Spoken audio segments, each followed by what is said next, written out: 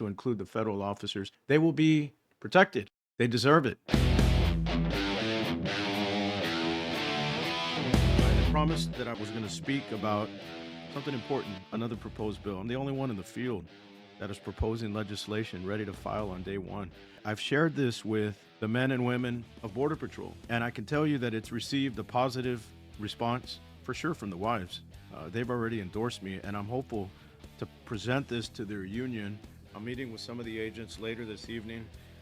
But I did want to go over this with everyone. What I've shared, we'll have this on this link. And really, it's to address what happened in Minnesota. It's to address what I see as a modern way of protest and a modern way of agitation. And this professional class of so-called protesters, not necessarily organic, but just very organized and planned. And there's a lot of cohesion. And you start rising to the level of conspiracy.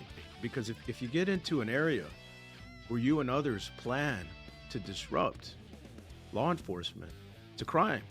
It's a crime, and it's currently a crime on the books here in Texas, interfering with public duties. And it speaks to an individual, speaks to a person interfering with public duties. And the example that we get all the time in the criminal courts is as the husband is being arrested, you'll see the wife or the girlfriend or the mom or the sister, somebody jump in and try to put their hands or get in between the officer and pobre mijo, or leave him alone, or what are you guys doing? And so she gets arrested. She's doing what I think is an instinct. But that lady in that moment is interfering with public duties. It's a crime. It's a Class B misdemeanor. It's one step above a seatbelt violation. So I want to address that, because what's happened in Minnesota, and I fully expect to expand to other parts of the nation, is, in my opinion, a problem. The men and women of ICE, Border Patrol, are doing their job. You don't like the law? Change it. You don't like those laws? Change it. That's actually why I've jumped into this race. I have every intention of changing law. That's what I want to talk about today. I have every intention of changing law. So it's happening all over the country, and it's not just Minnesota. You can see that that's going to expand, and eventually here in Texas, and eventually here in South Texas. So the point of it is to include federal agents in the existing law of interfering with public duties as a protected class. So I want to do that, and I'll adopt the language of the federal criminal statute at the definition of a federal agent. It's laid out to enumerate them as a protected class in this statute. And really getting into the weeds, this law describes public servants, and that's generally the trooper, and that's generally the sheriff's deputy, and that's generally the constable or the city officer, a firefighter or EMS doing their function for the community. That's a public servant, but it doesn't enumerate federal agents. The case law says oftentimes it does, or most of the time, or in general. So it creates ambiguity. The law will be there for you to read. It's to clear up ambiguity that's there just for no necessary reason. So I'm going to clear that up. Also, to include something that is novel, it's unique, it doesn't exist at the federal or state level.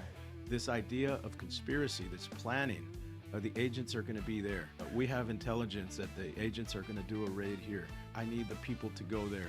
This scheming and this planning of these professional agitators, I want to speak to this, because now you're in the world of conspiracy. When you and another, or others, but at the very least two people, have an illegal plan, it's called conspiracy. The statute in Texas refers to this language as engaging in organized criminal activity. A long-winded way to say conspiracy, an illegal plan. That's what that means. So that is, in general, you can see a bank robbery that is planned out, you and others. You can see a drug deal that is planned out, a theft ring of what we've seen, of people from Houston that have an idea of getting cars across the border. And these are big schemes. I'm involved with these cases. I'm fully aware of this level of conspiracy. To include, those are enumerated underlying cases that make up the conspiracy statute. That's laid out in the code. But what is not is this interfering with public duty. So I want to expand the conspiracy statute to include this. So two things will be expanded. One is the statute itself to include the federal officers, and two, the conspiracy statute to include the interfering. So I'm going to present that to the agents. I can tell you it's been a big hit. They will be protected. They deserve it. It gives our local district attorneys in the 254 counties in the state, it gives them, the men and women that run those state offices, the authority to bring a charge. So this is really, it's merging federal and state statute, and it expands what our prosecutors have authority to do. Bring handcuffs, bring indictments, and this is now in the level of a felony. So your mind can jump out. You don't have to be the one that is interfering and blocking that Border Patrol's truck. You don't have to be the individual standing in front of that truck, or you don't have to be, you can be the person that merely text the location, and they've expanded out the people that are involved. So you can see exponentially how that grows, and really it just, the point of it all is it should have a chilling effect. Your Minnesota level of agitation is not welcome in Texas. If you try it here, you're gonna see handcuffs, all of you, not just the one blocking, not just the one interfering, not just the one with the bullhorn in the man's face as he's trying to make a valid arrest on a child predator that's here illegally. Not that guy. It's much larger, the tree grows, and so this is my plan. I can tell you, I plan on presenting this to their union. I've got more ideas like this. This is the mindset of a prosecutor. I'm gonna deliver that. I'm the only one in the field that can speak to these issues. This is the mindset of a former prosecutor. I have these ideas, and this is why I've been a champion for law enforcement.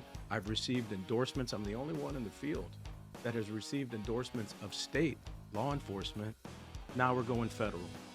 I think the area is calling for a serious candidate that can speak to these issues.